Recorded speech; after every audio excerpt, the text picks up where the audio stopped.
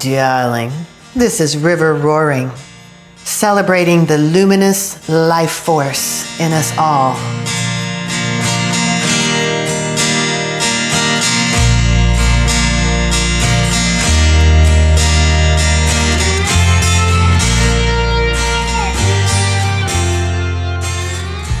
Hello, darling.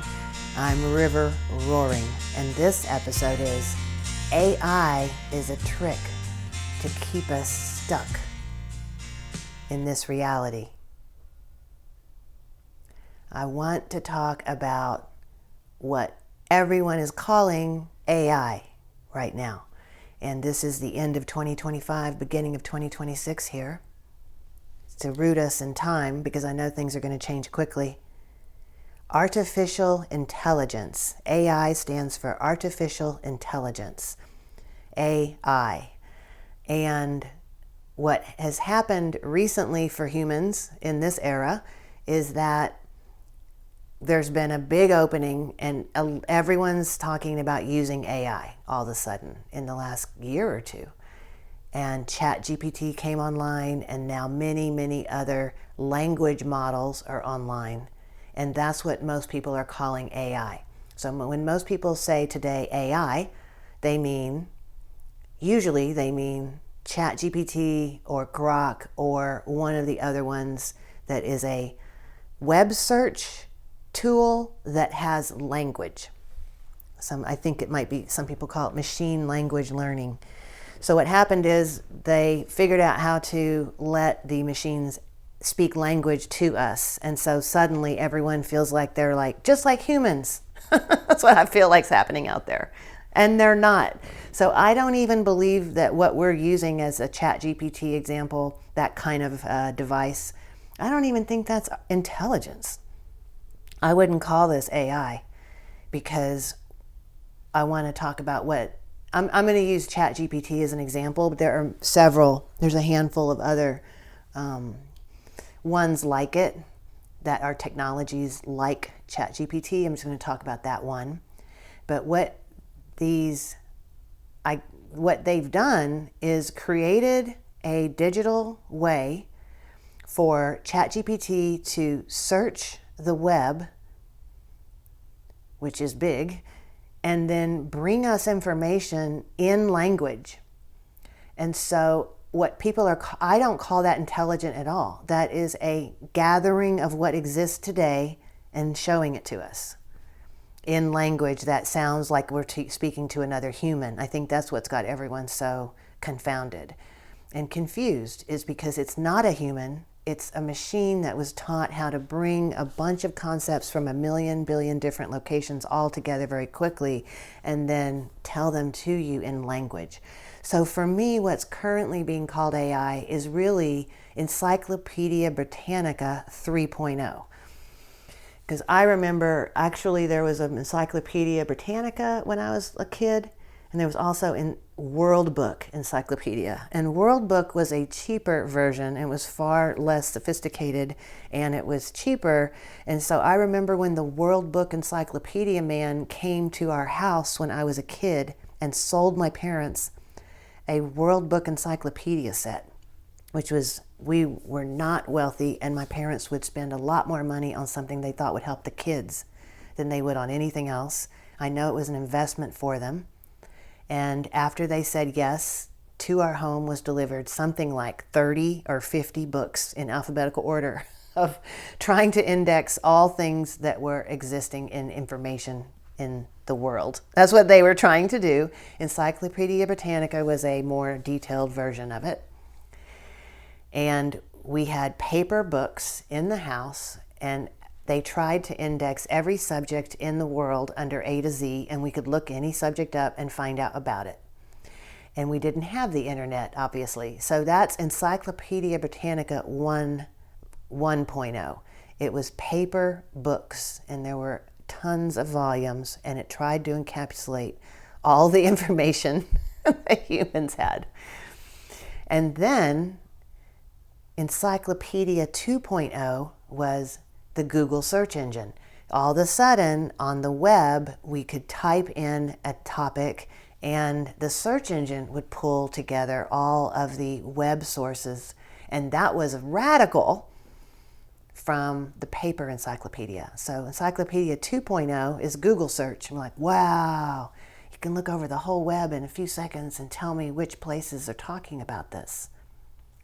And what people call AI right now is Encyclopedia 3.0, because all this is doing is searching the web just like the Google search engine kind of thing did.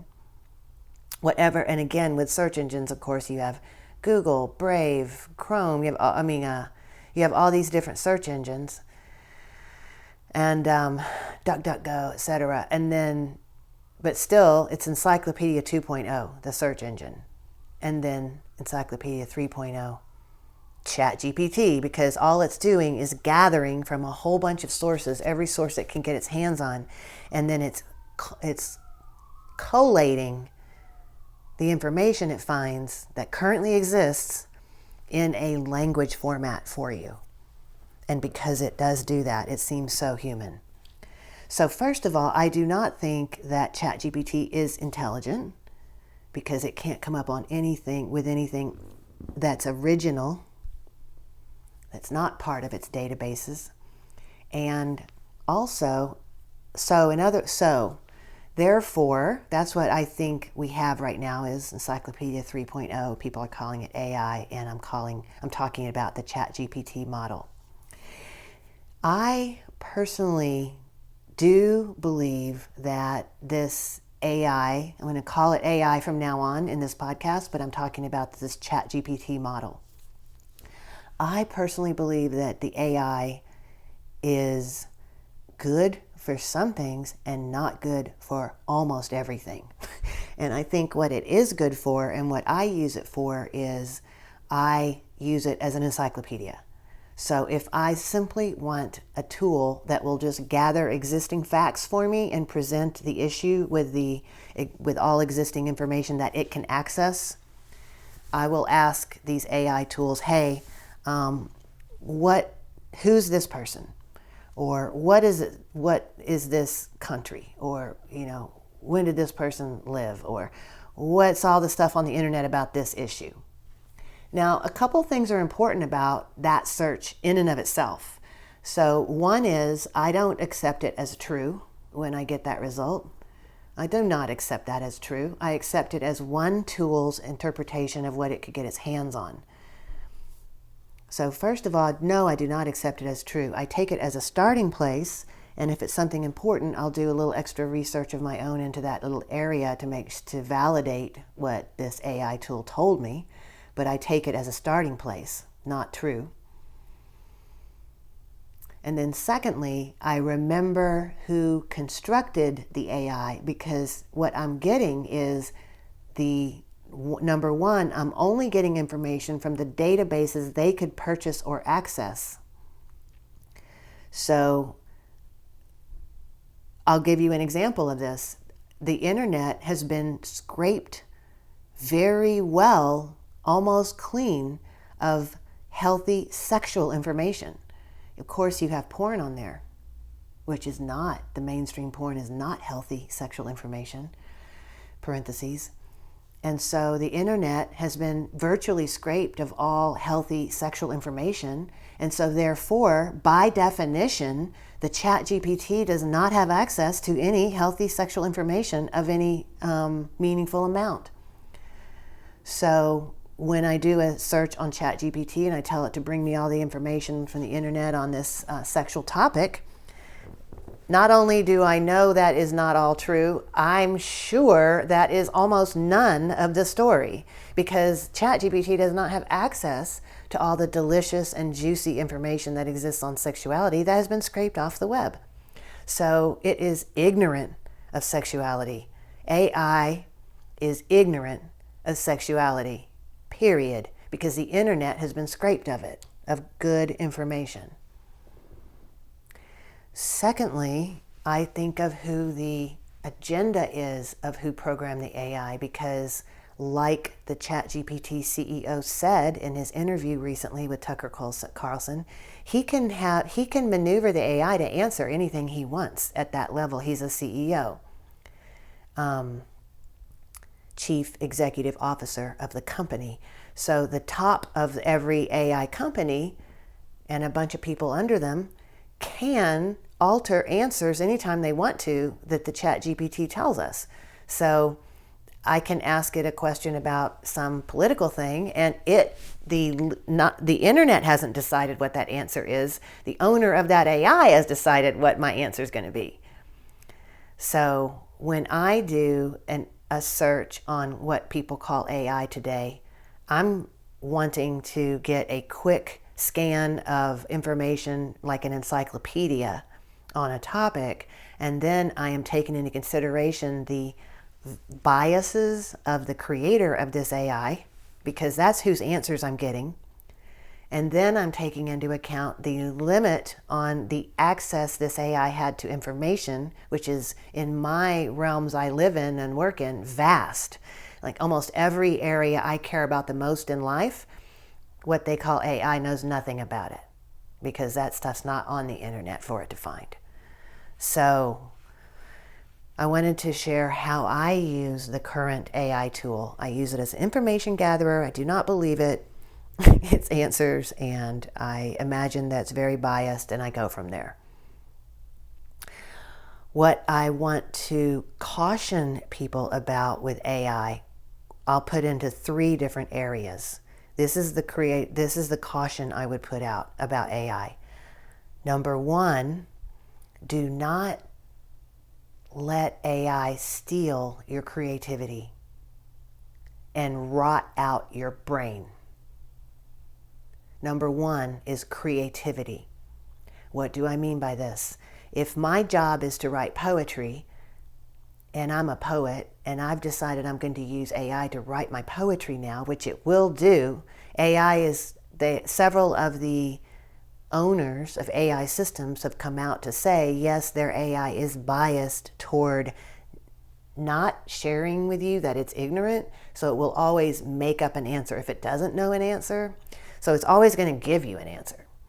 So if I say, hey, write a poem for me, it's going to do something.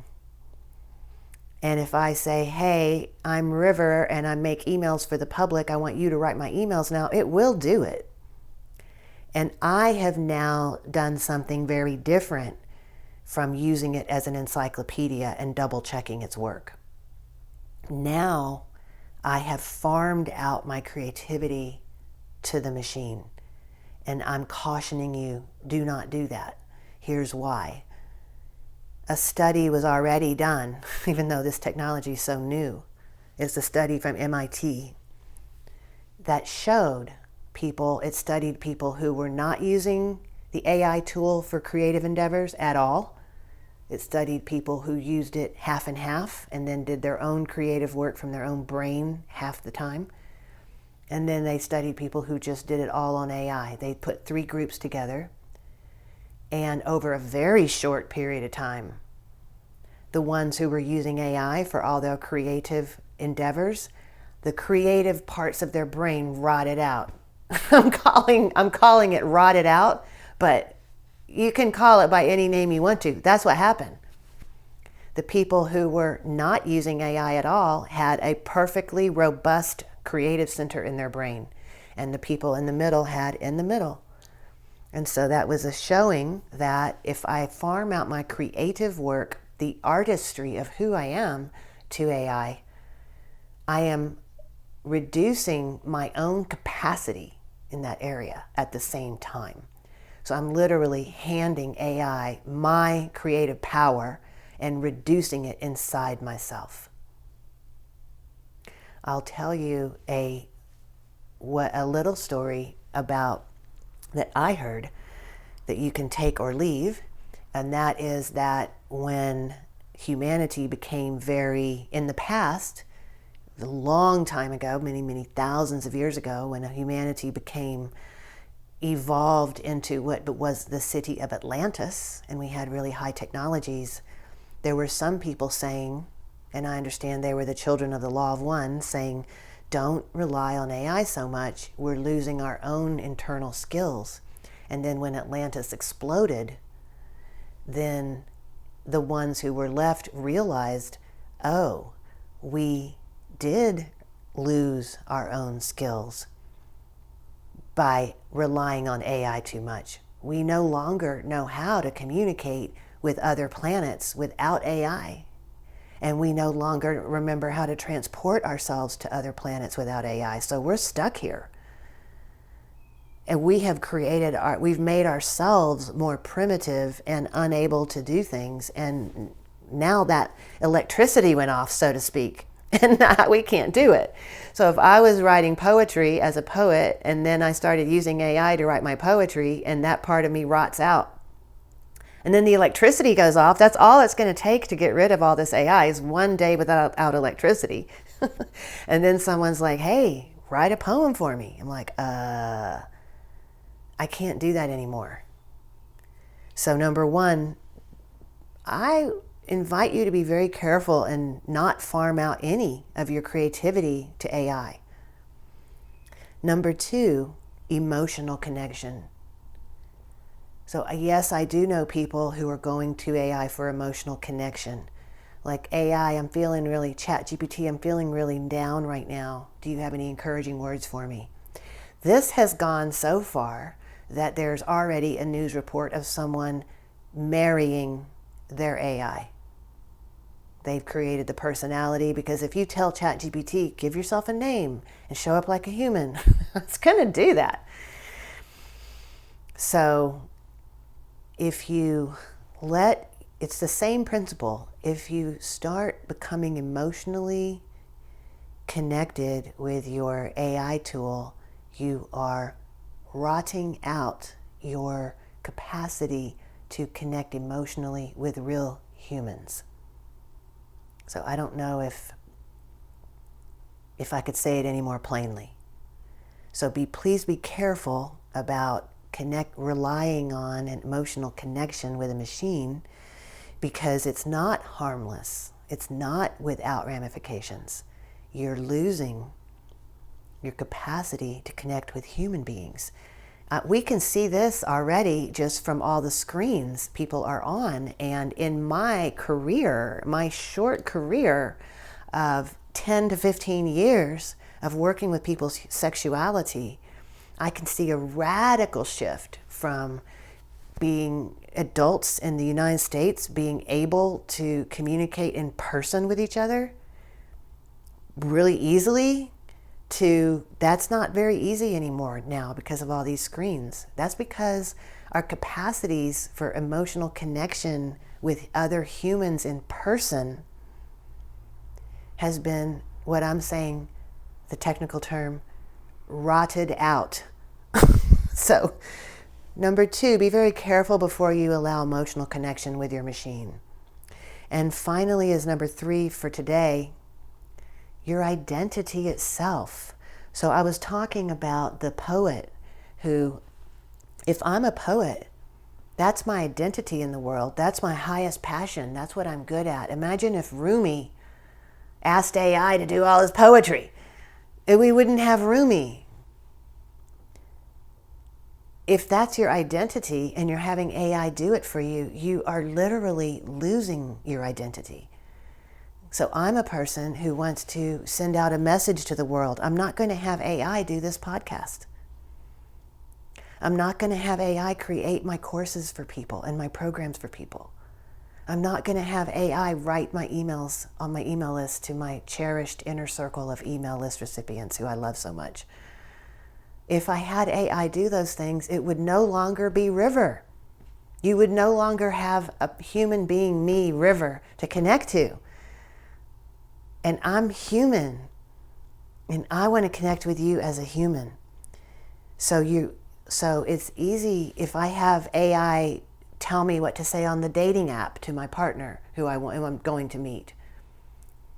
That's not me. That's another person's identity. And I don't know about you, but I'm seeing this in some of my emails I get. I'm on a lot of people's email lists. And I'm seeing this in some people's work. Like, wow, they're going away and a machine is stepping in. And I'm now reading a machine's opinion. I don't want a machine's opinion. I don't want to learn from a machine. So now I'm going to come back finally. So the three things I'm cautioning are: be careful about having a machine do your creative work because you'll lose your own capacity. Number two, be careful about connecting emotionally with your machine because you'll be losing your capacity to do that with humans. And number three, be careful about losing your identity to your machine. The thing that you're here to do in the world, if you let the machine step in and do that for you, what are you here for then anymore? What's your value? So finally, I want to end by where the title picks up, which is, I believe AI is a trick to keep us stuck in our present reality and keep us from evolving. How is that? Because more and more people are putting their creativity, their emotional connection, and even their own identity into AI and letting it create it for them. And AI does not have access or ability to create original ideas and original material. It's only pulling from things. So if all of us were to release our own individual sovereignty into the machine, and if all of us have the machine, what people are calling AI, do everything for us, we will never evolve. The machine is stuck in what currently exists. It's going to keep reshaping and reshaping what currently exists. If we're not aware of the biases of the creators of the AI we're using, we're not only stuck in present reality, we're stuck in their reality. So every creator of every AI, what we call AI today, has given its own creation parameters. And if I don't do myself and I let the machine do me, I'm not only stuck in what presently exists forever, I'm stuck in the biases of the creator and everything that exists for them forever. That's a pretty small reality. So I want to end today by encouraging you to be very, very cautious about the way you let your machines do things for you. Be very aware. Really consider what you're asking the machine to do in every scenario. And I was talking to someone at a spiritual gathering. I want to end with this. I was talking to someone at a spiritual gathering about AI. And I was saying, I believe that we lose our internal capacity for things every time we let the machines do things for us. And they were like, yeah, I could kind of see that with this AI stuff. But what about airplanes and automobiles? What about telephones? You know, those machines really helped us do things more, didn't hurt us in any way. And my answer to that is, wow, you really got sucked in all the way, didn't you? If we never had created automobiles and airplanes, I personally believe we'd be able to bilocate, because I believe that is in human capacity. But we didn't want to do it anymore once we invented the car and the airplane. And if we didn't invent the telephones and the iPhones, I believe we would be able to telepathically communicate with one another whenever we wanted to. So yes, I do believe that we lost our capacity with those machine inventions. Yes, I do. That's just me. I'm not asking you to believe anything I believe, but I am wanting to share with you so that maybe this would be a possibility for you too. Maybe you would want to believe this when you think a lot about it and research it. I believe that technology is removing human capacity. And that's because I believe we are so magic. I believe the human being is way, way, way more magic and has way more capacity for beautiful, multidimensional realities than we've allowed ourselves to have.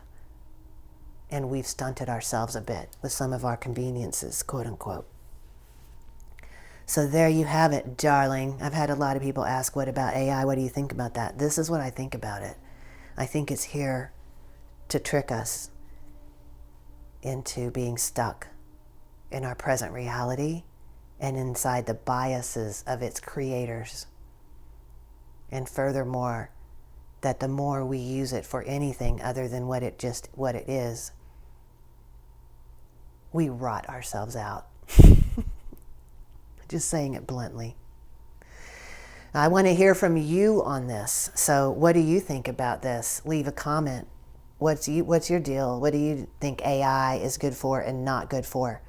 Leave a comment in any of the socials where you find this podcast, or just shoot me an email.